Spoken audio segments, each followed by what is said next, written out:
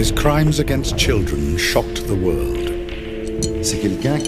He's someone who likes to hurt mentally, to hurt physically. His arrest sparked protests that brought his home country, Belgium, to the brink of revolution. We were just informed that as from today you stop your investigation. And that was it. His dark past fuels conspiracy theories to this day. There was a sense of total disbelief, a sense of revolt. This is the shocking story of the monster of Belgium. Who was he? How was he able to kidnap, rape and murder young children right under the noses of the police in this modern European country? Was he protected? Or did he benefit from a catalogue of police mistakes? I don't believe that there is one person in this country who knows the full story.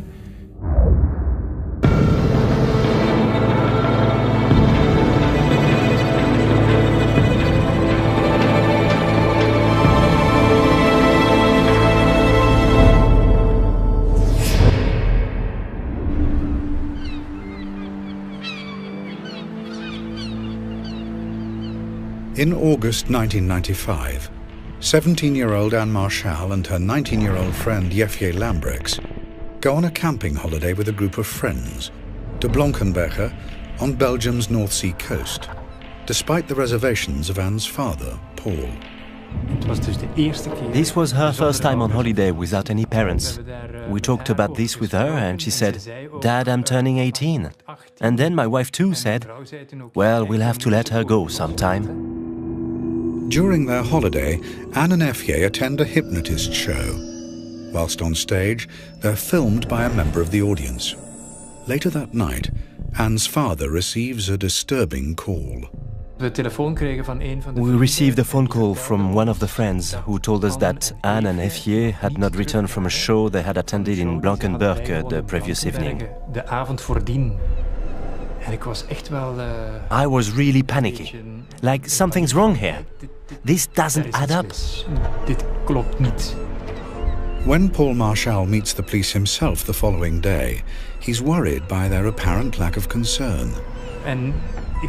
So I asked, "So what are you going to do?" "Just don't worry, the girls will be back. They probably just went looking for adventure. They will most definitely show up." I was shocked. I had always thought that the police are there to make sure everything works out fine, everything works out safely.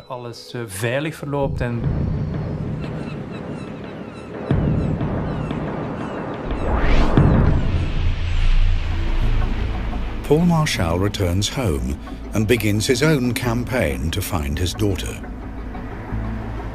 No posters or searches were made, so we were going to do it ourselves. He is not the only parent searching for a missing child that summer in Belgium.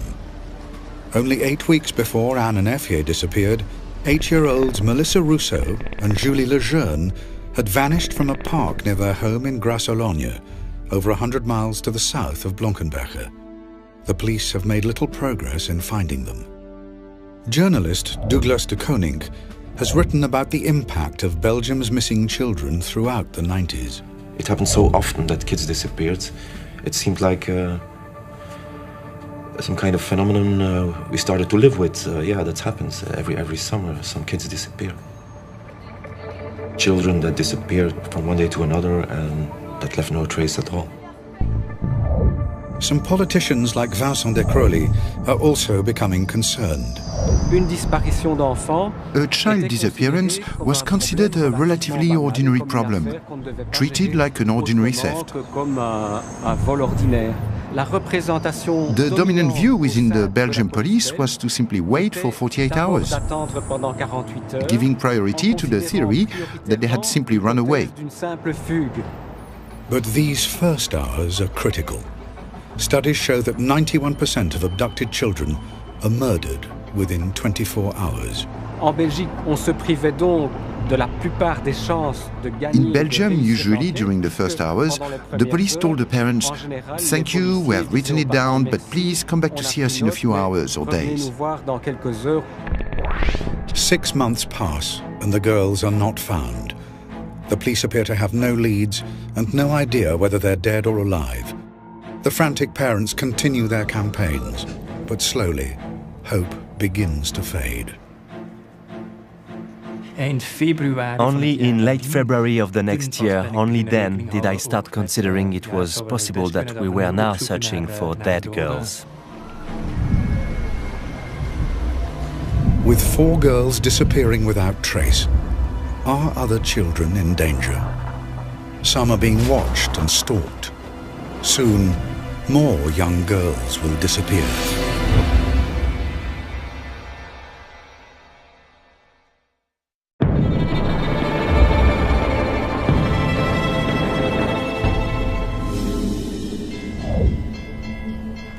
On a summer's day in 1996, 12-year-old Sabine Dardenne begins her ride to school as usual.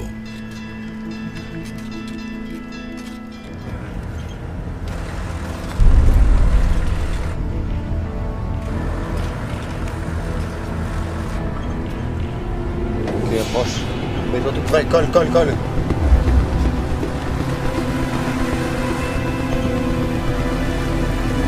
Ok, j'y vais.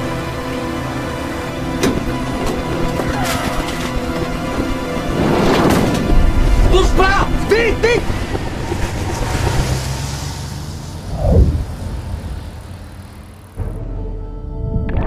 When Sabine goes missing, it becomes Belgium's latest high-profile case that year of a young girl disappearing. In response to growing concern, the authorities establish a missing persons unit to coordinate all the separate investigations. Among the investigators is Albert Priem. We had no clue whatsoever about any known offender. We investigated as many leads as we could, but it really was all negative. We couldn't have believed that one and the same person could be guilty of all these disappearances. That was completely unthinkable, at least at the time. 10 weeks pass, and Sabine's disappearance fades out of the headlines. Then, with investigators still struggling to establish any firm leads, another young girl is targeted. 14-year-old Laetitia Delay is walking home from her local swimming pool in Bertry, southern Belgium. She is snatched off the street in broad daylight.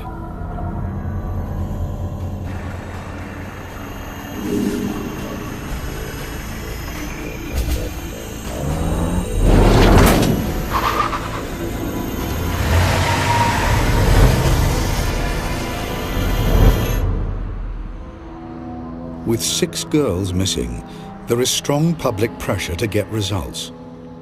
Michel Demoulin, an investigator in the small town of Dinan, is one of the extra police officers drafted in to search for Laetitia. Well, on the 9th of August 1996, the day Laetitia went missing, I was called upon to participate like other investigators in searches regarding this disappearance, since the investigation so far had yielded loads of data that had to be verified.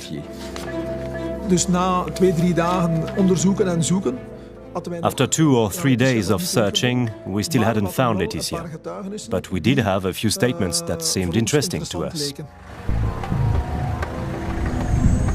One statement came from a local resident who has noticed a suspicious vehicle in the village. We were able to work out some parts of the registration number of the van, a white van, also a good description of the van.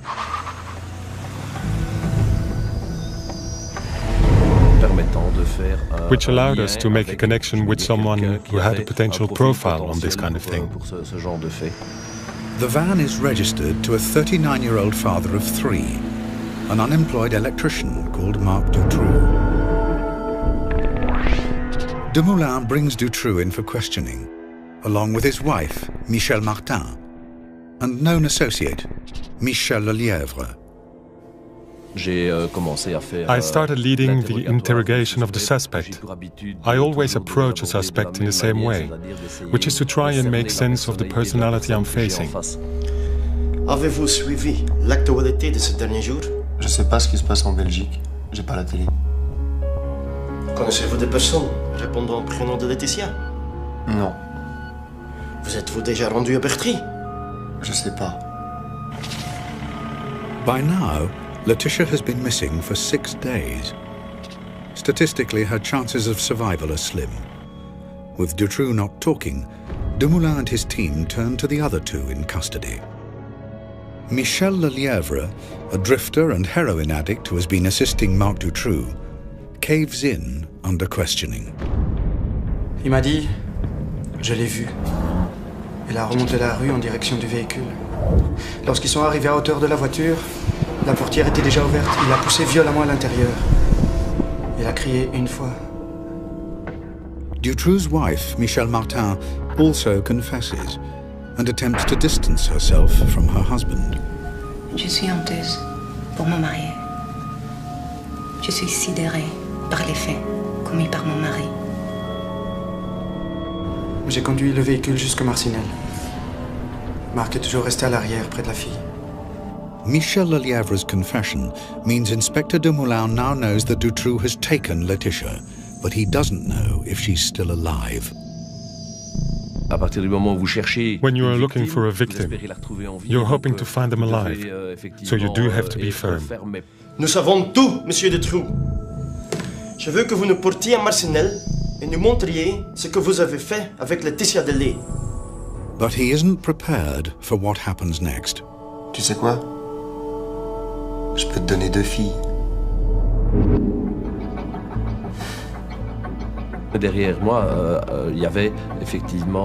Behind me, there was a poster about Sabine's disappearance.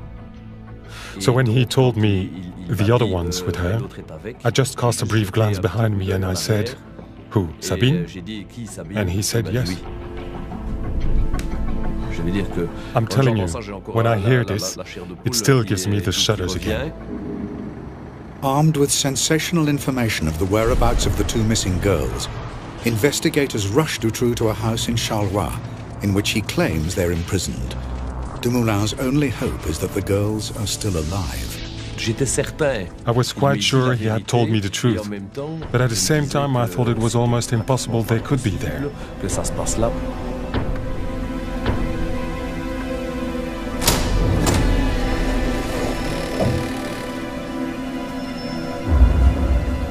In a tiny, filthy dungeon hidden underneath the house, Dumoulin finds Laetitia Delay abducted 6 days earlier.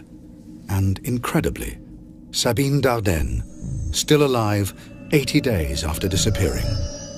Both girls are exhausted and terrified. When you discover this kind of thing, you go through all kinds of emotions. You're happy, you're angry, you think it's impossible, you feel revolted. These are visions that linger with you for months afterwards.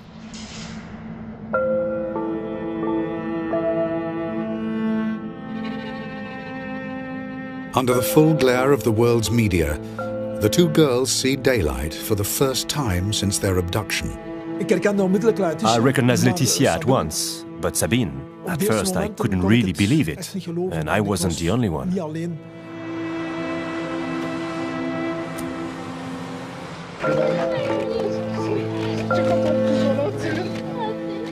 The world witnesses heartbreaking scenes of parents reunited with the daughters they feared dead. The kid couldn't stop crying. Dutroux had deceived her into believing that her family didn't care about her anymore, that she had been completely forgotten by her family, that she didn't exist anymore in their eyes. The way these kids looked, it really gave you the chills, even as a policeman. Finding the girls gives Belgium and some desperate parents hope. I was happy for Sabine and for Laetitia and for their parents, their families, for their friends. And at the same time I thought, you see, we still have hope too. But after further questioning, Dutroux leads the police to other missing girls over the following 2 days. The proceeds of crime and benefit fraud allowed Dutroux to acquire 7 houses, which offered makeshift dump sites for the young girls he abducted. Julie Lejeune and Melissa Rousseau, 2 8-year-old girls who disappeared together in June 1995, are found buried in the back garden of one of his houses. They starved to death when he had been in prison for car theft. When the bodies of Julie and Melissa were discovered, A terrible collective emotional shock went through the country. Dutroux had left his wife, Michel Martin, to feed Julie and Melissa, but she claimed she was too afraid to go into the dungeon where they were held. Child psychologist Jean-Yves Ayer spoke out about the case. He felt that Dutroux's wife's personality may have played a part in her husband's horrific crimes. I think Michel Martin was a passive and masochistic woman, and I think she was very afraid of him. To me, she's responsible as well, for not having talked, for not having turned him in. Well, she could even have done it anonymously if she was so afraid, but she didn't.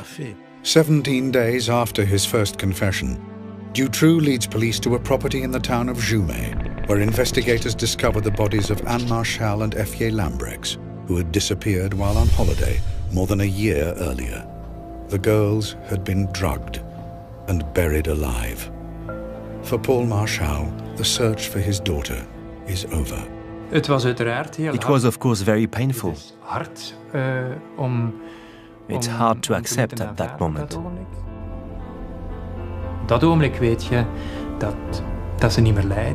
You know they're not suffering anymore. They're not there anymore. And you have to learn to live with it.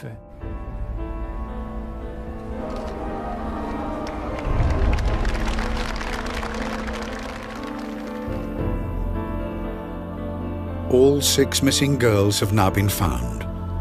Belgium struggles to come to terms with the tragedy. Throughout the country, there was a lot of distress, a lot of anger, a lot of sadness and incomprehension. The country was facing evil and the slaughter of innocents. Parents wouldn't let their children go out in the streets anymore. Now in custody, it falls to psychologists to assess the character of a man who has readily confessed to committing horrific and callous crimes. My colleagues who carried out the assessment labeled him a perverted psychopath, and not fundamentally a pedophile, in the sense that to him, children weren't an exclusive object of lust. They were an object among others.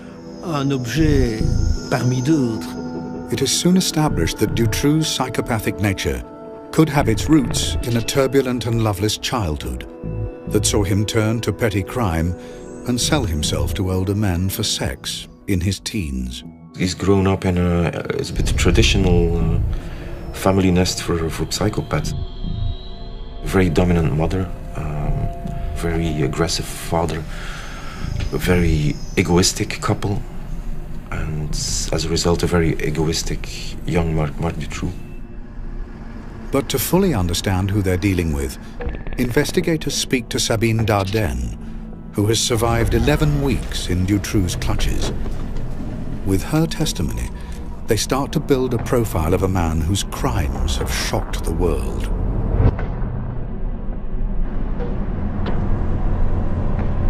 After being snatched on her way to school, Sabine was driven to a house in Marcinelle, a suburb of Charleroi, a city in Belgium's decaying industrial heartland.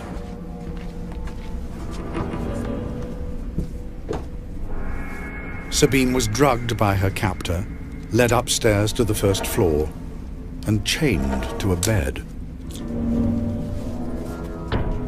She was given an elaborate story by Dutroux, explaining why she had been kidnapped. He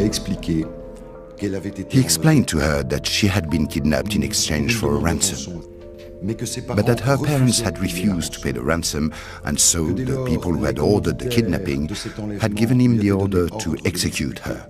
And since he himself was very nice, he had decided to protect her. On dirait qu'ils t'ont abandonné. Tu peux t'estimer heureuse d'être avec moi. Tu peux même dire que je t'ai sauvée. In exchange for this protection, she should grant him some favors, and everyone understands what that meant. Trapped and alone, Sabine Dardenne was repeatedly raped by her captor, or in his words, her savior. He's someone who likes to hurt. He's someone who likes to practice mental manipulation in all regards. To hurt mentally, to hurt physically.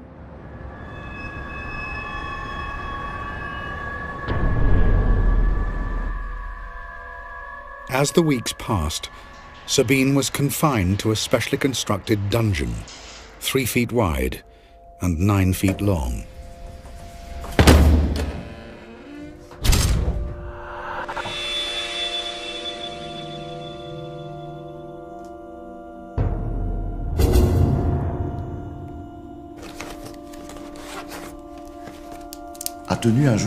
She kept a diary day by day, in which she drew a cross when Dutroux had come and abused her.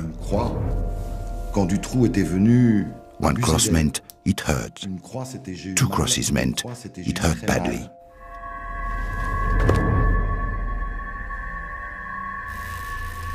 Sabine's captor allowed her to write letters, which he promised to send to her parents.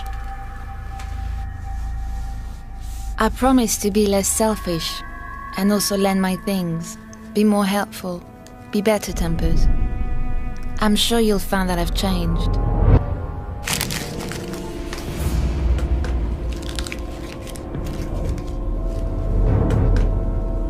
But the letters were never sent. I think the majority of children would have interpreted the lack of rescue as a sign their parents no longer cared about them, because there is a naivety about children. Please think long and hard about what I've said. I can't carry on like this for much longer. But Sabine's testimony also raises big questions. How has Marc Dutroux been able to operate so freely and for so long? Could the police have stopped him sooner? Could lives have been saved? As more chilling details emerge, the world looks on in horror as Belgian society approaches meltdown.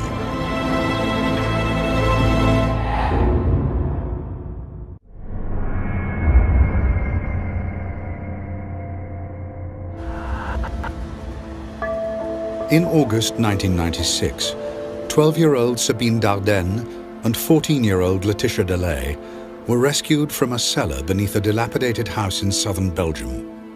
Laetitia had been imprisoned for 6 days, Sabine for 79. But while they have survived, 4 other girls have perished at the hands of their captor, Marc Dutroux. Over the next few months, a series of devastating revelations emerge about Dutroux's past and his relationship to the country's authorities. Belgians realize in horror that the police could have arrested him long ago, potentially saving the lives of 4 young girls. The name of Marc Dutroux was in the file less than 2 weeks after the disappearance of Julie and Melissa. So the police had all the information they could only dream of. All the conditions to arrest Marc Dutroux were met many months before his actual arrest. The abductions that followed Julie and Melissa's kidnapping could have been avoided. We are absolutely positive that Dutroux could have been arrested. Information comes to light. In 1989, 6 years before the disappearance of Julie Lejeune and Melissa Rousseau, Dutroux and his wife had been convicted of the abduction and rape of 5 girls. Dutroux was released just 3 years into a 13-year sentence. It was completely predictable that this guy would relapse. A time bomb, a powerful time bomb was ticking. From his release in 1992, warning signs were flashing. A police informant claimed he was asked by Dutroux to help him kidnap a girl. Dutroux's own mother even tipped off police that her son may be hiding girls in his home.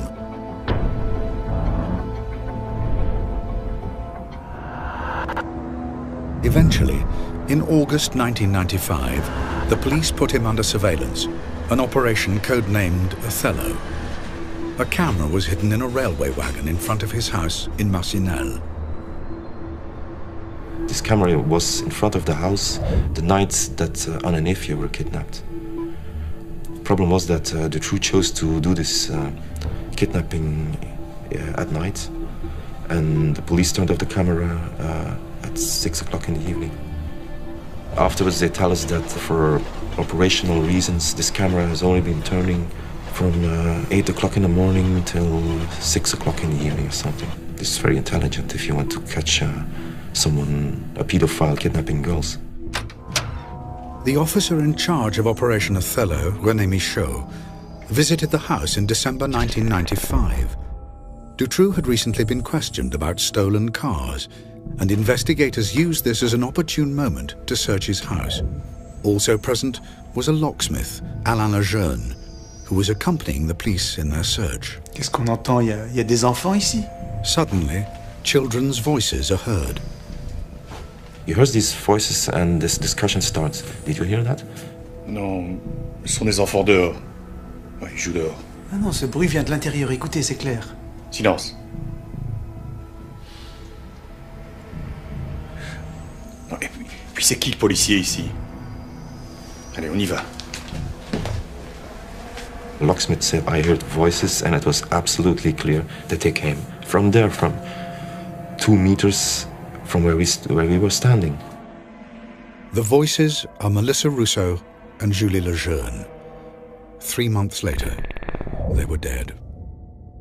Do not forget that this Julie and Melissa disappearance was the top story in Belgium. That was the top priority of police.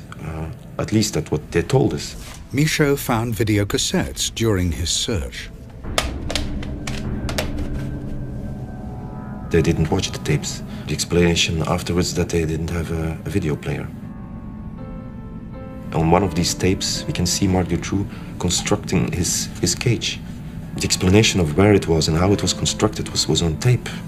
They just had to watch it, but they had no video player. There again, that's official version. Sorry, I don't buy it.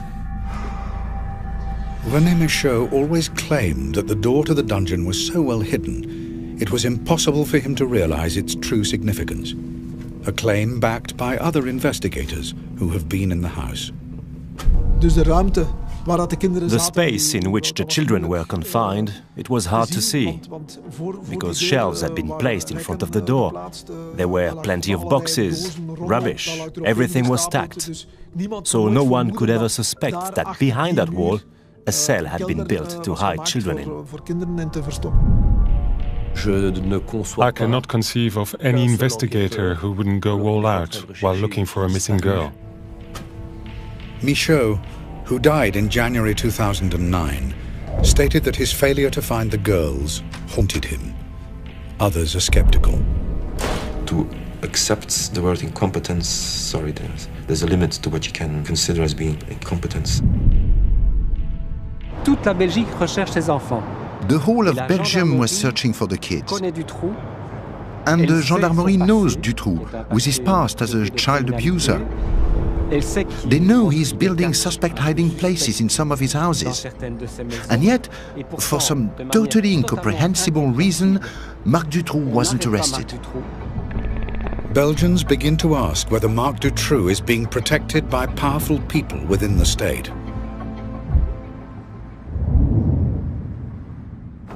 While in custody, Dutroux himself fans the flames of conspiracy with a controversial claim which will forever change the global perception of this case. He states he is part of a national paedophile network whose tentacles stretch right to the top of Belgian society. Investigating judge Jean-Marc Connerot is put in charge of preparing the case against Dutroux. He is determined to get the truth. Connerot arrests known associates of Dutroux. One of these is Michel Nihoul, a well-connected Brussels businessman and pub owner.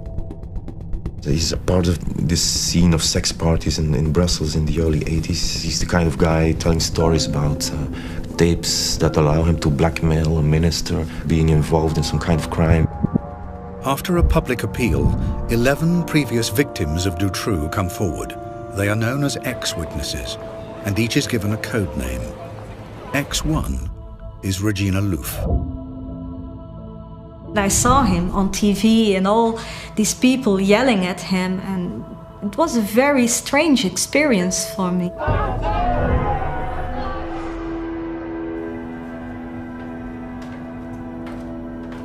Regina Louf, now a mother of 4, recognizes Marc Dutroux and Michel Nihoul from her childhood. My mother had a boyfriend, and he hired me again to other men to sort of a prostitution network, and there I met Nihoul. So these parties were organized for other pedophiles, and there they took 1 to several children, and they had sex with them, of course, or they took photographs or films or making movies, everything. The people who were going to these parties were big businessmen. There were also politicians. Accompanying Nihoul at these parties, according to Regina, was Marc Dutroux. If this story is true, Connerot appears to have stumbled upon evidence that a paedophile network involving Dutroux, Nihoul, and powerful people in Belgian society does indeed exist.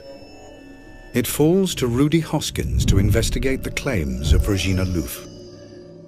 She talked about lots of people, a lot of notorious people in Belgium, could be politicians or people from corporates, stuff like that.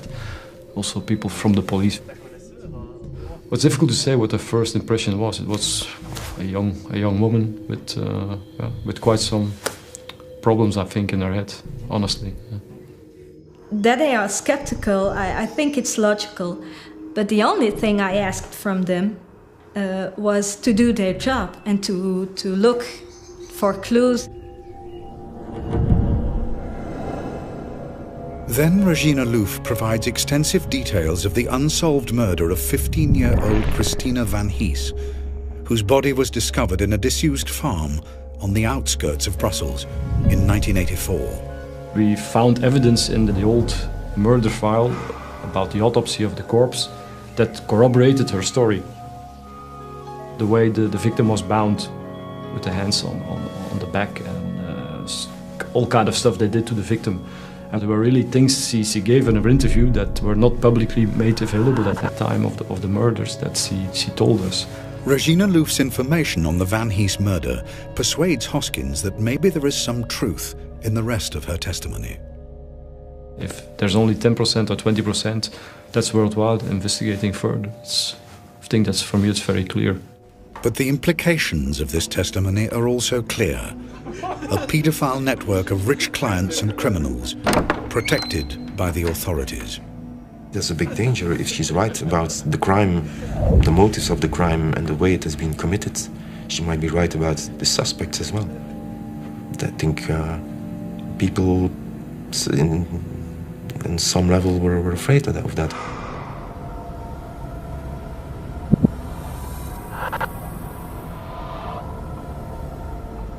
However, Judge Connerot's investigation into Regina Louf's claim of the existence of a powerful paedophile network is suddenly brought to a halt. In October 1996, he is sacked. His attendance at a dinner thrown by the families of Dutroux's victims is deemed a conflict of interest by his superiors in the Ministry of Justice.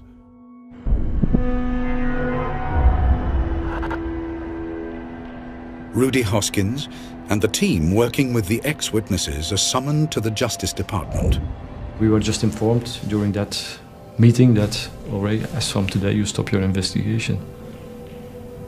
And that was it. We were going too far for some people.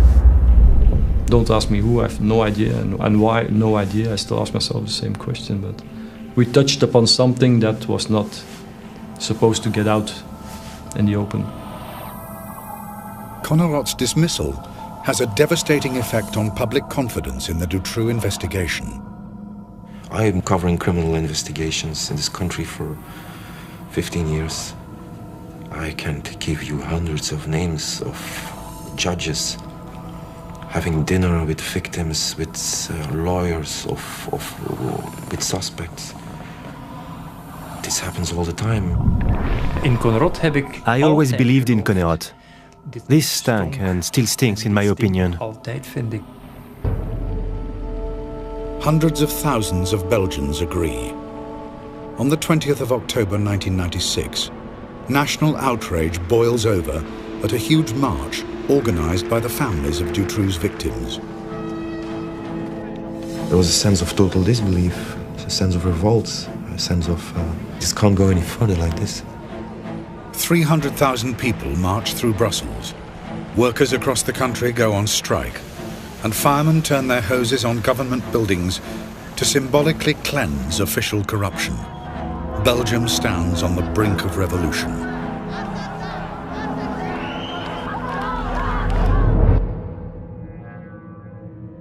Meanwhile, the man at the center of the storm maintains he is simply a small player in a much bigger criminal conspiracy.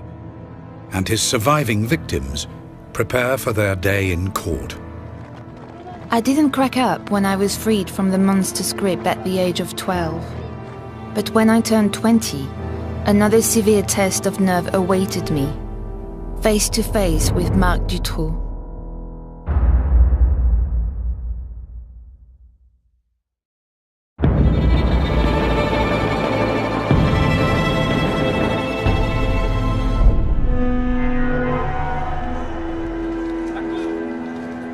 In 2004, Sabine Dardenne and Laetitia Delay attend the trial of the man who held them captive in his dungeon.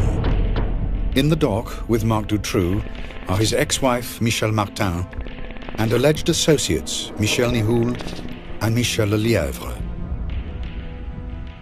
It has taken 8 years to bring Dutroux to trial. Officially, this is because the authorities have had to spend years investigating hundreds of leads into paedophile networks, which the police are convinced don't exist. One thinks the trial will take place in 98-99. Some dreamers said 2000. No, well, 2004. Because of all the dead ends the investigation was led into, this whole series of way-out leads. Sabine Dardenne was held captive for 79 days in Dutroux's dungeon in 1996. 8 years later, she gets the chance to confront him at last. Dutroux is a pervert. Dutroux is a predator. Dutroux is a monster. She wanted to face him. She wanted to ask him, why on earth didn't you kill me? A question Dutroux didn't deign to answer.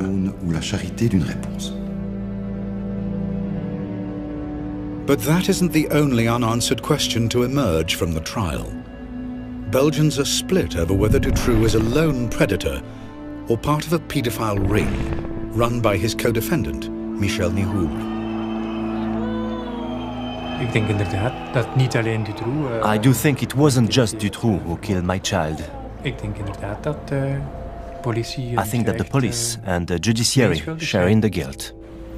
But many voices who could potentially shed light on this story are not in court, fueling suspicions of a cover-up. There are a lot of people who died in the entourage of Dutroux very quick after he was arrested. José Stepper is a police informer who claims he has explosive information on Dutroux. He dies 2 days before he is to meet his contact. His family believe he was poisoned. Jean-Paul Tamino is a figure in the Charleroi underground who disappears just as he is supposed to talk to the police. Parts of his body are fished out of the canal on the day of Dutroux's arrest. François Rayskins told a friend he'd seen Melissa Rousseau alive in Holland. Before he could tell the police, he was killed on a railway line. In all, 20 people connected with the case had died in suspicious circumstances. Also not appearing is Regina Louf, whose police interviews in 1996 appear to support the existence of a paedophile ring involving rich clients and run by Michel Nihoul. But the police investigation into Regina's claims was halted in 1997.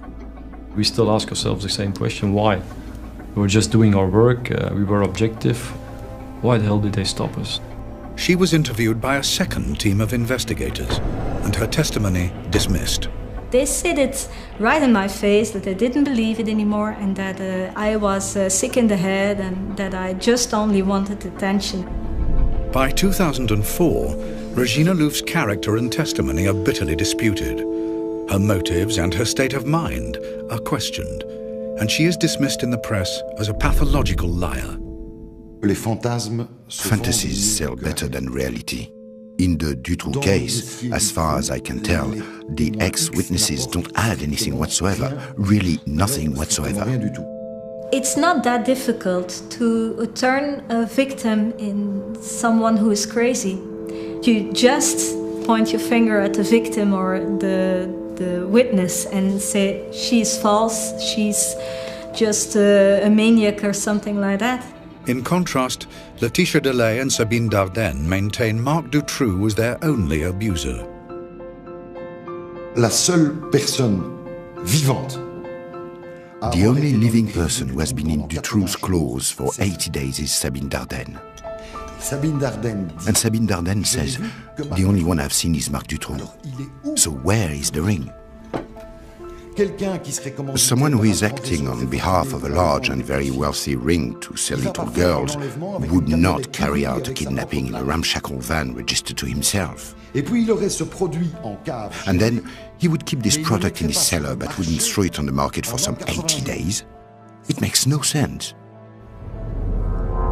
Dutroux has never offered any details of the network he claimed to serve. It might be helpful if he says, I'm working for an organization, that he would at least give a phone number about the guy, his contact person at his organization. He didn't do that. On the 17th of June 2004, Marc Dutroux is found guilty of the abduction and rape of 6 girls and killing 4 of them. He is sentenced to life behind bars. His associate and driver, Michel Lelièvre, is found guilty of kidnapping and sentenced to 25 years in jail. Dutroux's ex-wife, Michel Martin, is found guilty of conspiracy to kidnap and sentenced to 30 years in jail. Businessman Michel Nihoul is convicted of drugs offences, but he is acquitted of being an accomplice of Dutroux. Officially, therefore, there is no paedophile network, no powerful clients, and no cover-up by the authorities.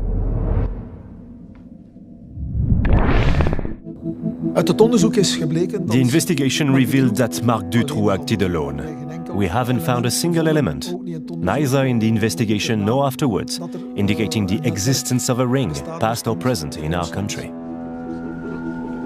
But not everyone is satisfied. I think we're never going to get the true story. And I don't believe that there is one person in this country who knows the full story. The questions of whether Marc Dutroux acted alone or if he was part of a larger criminal network have never been resolved.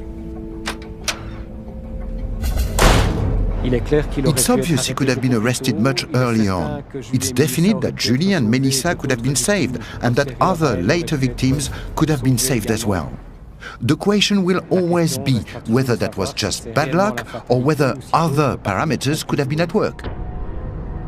A Belgian parliamentary report accused the police of ineptitude and inefficiencies, but even such damning findings provide little clarity in a case that almost brought a country to its knees. Previously I said, I want to know the truth. Now I say, I want to get as close as possible to the truth, because we're not allowed to know the truth.